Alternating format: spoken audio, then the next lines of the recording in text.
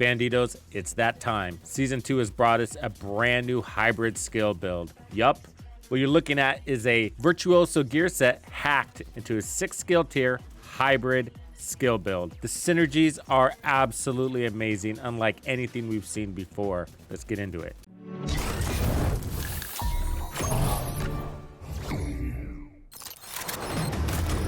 Piece of shit wristwatch. Add another build to the list. We are on a roll for the season. I'm really loving the build diversity Seasons 2.0 is bringing to the game. And this is my first hybrid skill build for the season. And I got to tell you, there's probably going to be a ton more based on what I can see. I do have a dedicated playlist for hybrid skill builds, and all of them should still be applicable to this day. They're the best of, and most of them are legendary certified, including this one. So I did test it in legendary and it works amazing, and it's not built like you would expect. Let's start with the core element, the Virtuoso gear set. So this is brand new with Seasons 2. It's giving us weapon handling, mag size, and weapon damage. All very helpful things. The goal of a really good hybrid skill build is to balance the damage from your weapon with the damage coming out of your skills, and then incorporate any survivability that you possibly can. Typically, we build these in that order, but you can also have tank hybrid skill builds as well. You can activate the symphony buffs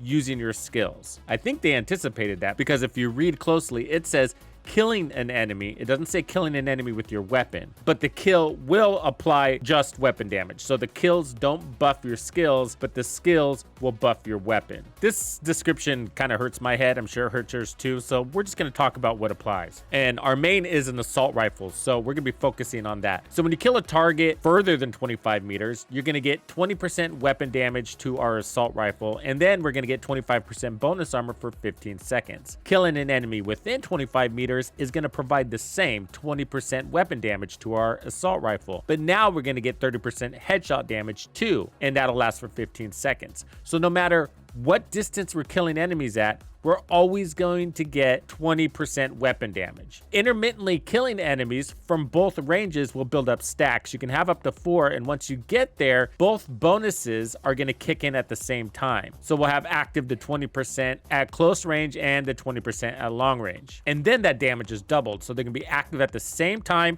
and then they're doubled. So they go from 20 to 40, and then that's doubled to 80, which is pretty spectacular. And then the bonuses are doubled as well. So you're gonna get 25% bonus armor turning to 50% bonus armor, and then you're gonna get the headshot damage doubling to 60%. Moral of the story is lots of weapon damage and a little bit of bonus armor to go with it. No doubt that's a lot of weapon damage. To balance it out, what we're doing is changing all of our cores to skill tiers, and we're gonna have 6 of those. And then I'm running the chest. So all of those damages I talked about are now doubled. So the 80 turns into 160% weapon damage, which is solid just by running the chest. Then otherwise, I've loaded on mostly crit damage where I can, and I'll talk to you about why. Another skill tier here on the chest piece. The gloves have skill tier with crit damage. The knees, skill tier with more crit damage. For more weapon damage, we are putting on the Centurion Scabbard. It's just too good to pass up. It's a very nice holster. That's giving us weapon damage, handling, and a little bit of crit chance.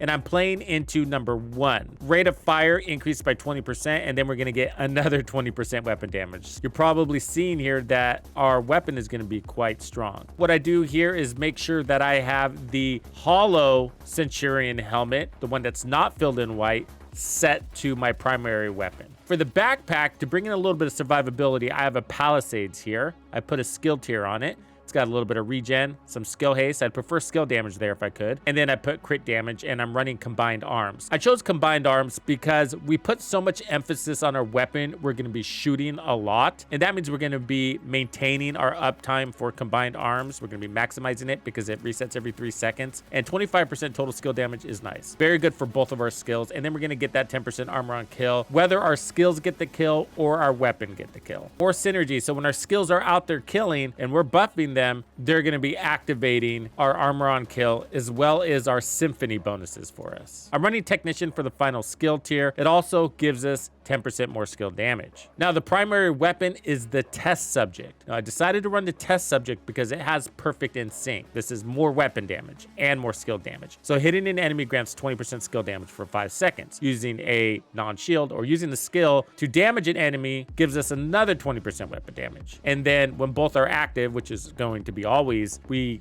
double that. So we have 40% skill damage, 40% weapon damage. So the reason why the test subject is what you want to run is because we're going to be swapping weapons or even fake swapping weapons to reactivate that buff coming from Scabbard. So if you run the capacitor, all those stacks that you built, you're going to lose them. And then you're going to have to rebuild them. And then you're going to swap again. This gives me the freedom to swap whenever I feel like. Now, when I do, I'm going to lose the in-sync buff, but it's only for a second, and it's only going to take one bullet to reactivate it, or one hit from my skill to reactivate it. So I rolled on crit damage everywhere here, and then we took the extended mag. For the backup, I'm running the mechanical animal, but I'm not using it. And the TDI card, or actually the busy bee, would be great. It was just on my other character, so I got lazy and I didn't want to go get it. But the busy bee would be great here. You could swap to it from time to time, build some stacks, and then go back to your main weapon, and it just got even stronger. We're running a 6-skill turret here, duration and damage and more duration. For the striker drone,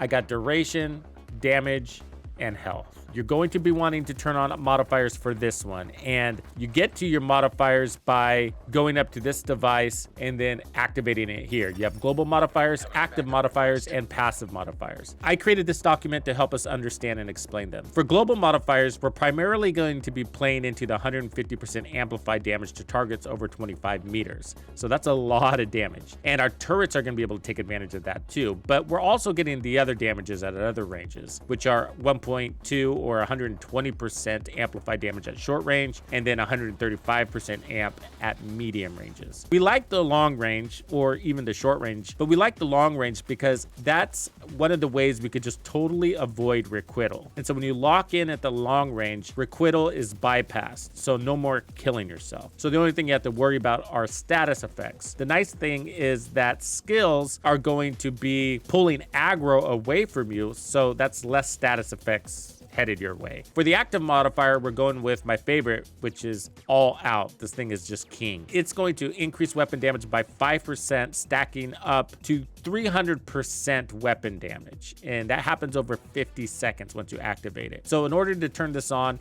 you need to identify your target in the range you want to lock in, which is going to be red. Turn it on. For me, I have to hit up on the D-pad, kill that enemy inside 10 seconds, and now we have a 50-second duration for that long range lock. Then we gain additional damage over time, but we've just locked in an amplified damage to any enemy at any range, whether they're standing in front of us or whether they're very far away. And every kill will extend the timer. You can extend it by a maximum of 50 seconds, and the cooldown once it's deactivated is for 50 seconds also. But you don't have to stress about it. Cooldowns are good. You're still going to be getting amp damage at all ranges. And pink engineering is the passive modifier that we're playing into mostly. So this is assault turrets get amplified damage bonuses by range zones, anywhere between 120% to 150% amplified damage. And one of the questions you probably have in your head is, when I lock into range, does that also lock in the range damage for the skills? And the answer is no. We are hitting at just over 103,000 without any buffs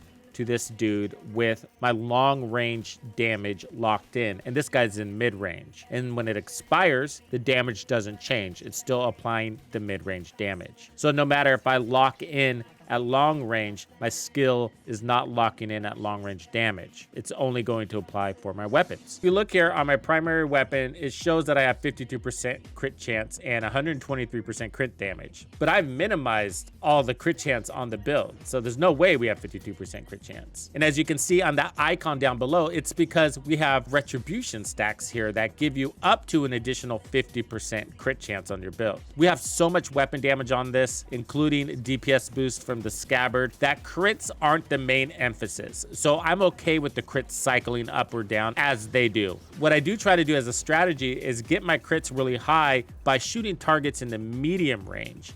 And then when we lock in at long range, those crits are stuck at whatever level I was able to build up until all out goes on cooldown, our active modifier. But even then, we maintain our crits until we land hits on a target that's in the middle ranges. Only targets at the middle range will cycle your crits from 0 to 50%, 0 to 50%, etc. Finally, by the teeth. This is a big deal, and one of the reasons why we are locking in long range. Hits on body increases damage by 50%, stacking to 250%. The damage just gets ridiculous. Headshots reset it. You're accidentally going to hit headshots from time to time, but because of RPMs, it just stacks up really fast. Basically 5 bullets on the body gets you there. Thank you for hanging out with me today. My name is Tuxedo Bandido. That's Tito Bandido. What's crack-a-lackin'? This was another episode of The Division 2. If you found this video helpful, subscribe, like, and turn on notifications to ensure you don't miss out on the fantastic experiences waiting for you in The Division 2. And if you like builds like this, check out the recommended build video I have here for you. If you have anything you want to see covered, be sure to let me know in the comments below. And thank you to all the channel members and donors who make everything possible. Tux Nation wouldn't be without you. When you buy a game from Ubisoft, enter the creator code Tuxedo Bandido to support the channel. Easy peasy. Now maybe this cheapskate can afford to sign me up for that dating app I've had my eyes on.